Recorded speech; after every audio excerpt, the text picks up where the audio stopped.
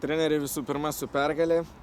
Prieš tai interviu minėjote, kad dažnai tokius turnyrus pradedate ne taip sėkmingai. Šį kartą turbūt tokio rezultato net nesitikėjote.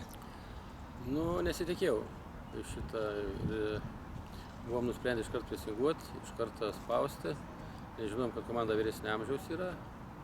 Ta padarėme ir pabėra įvarčiai. Ir reikia pripažinti, kad Moldavų komanda atvažiavo nepasiruošus turnyrui, nei fiziškai, nei taktiškai, nežinau, čia jų dėl ko taip yra pas juos.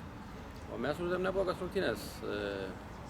Primušom daug įvarčių, mergaitės pajuto malonumą, visas norėjo žaisti, veržėsi aikštę.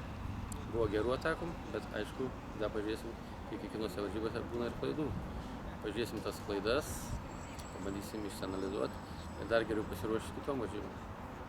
Ką šiandien galėtumėte išskirti iš komandos? Labai sunku ką išskirti, nes visas neblogai žaidė. Į Kozerenką ypač aktyviai pradžioje sužaidė, sumuša įvarčius. Ir Sima Veličkaitė visas varžybas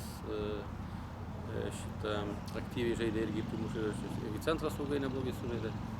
Ir kad kai laimi, tai atrodo visas gerai žaidė.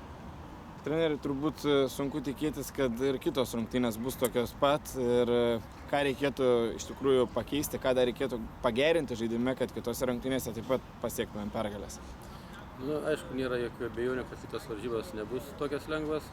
Priešininkas analizavome praeitų metų varžybas, Beksfordo komanda. Ir jo žaidžia britišką futbolą, kontaktinį. Bandysim tą akcentuoti. Jo žaidžia ilgais perdavimais. Bandysim akcentuoti, kad antrus kamuolius susirinks, nes mes vis tiek galvą taip nežaidžiam kaip juos. Gerai, turim apie ką pamastyti, pagalvoti ir pasiruošti. Galima sakyti, kad ketvirtadienį vienintelis tikslas revanšas? Revanšas ir pergalė.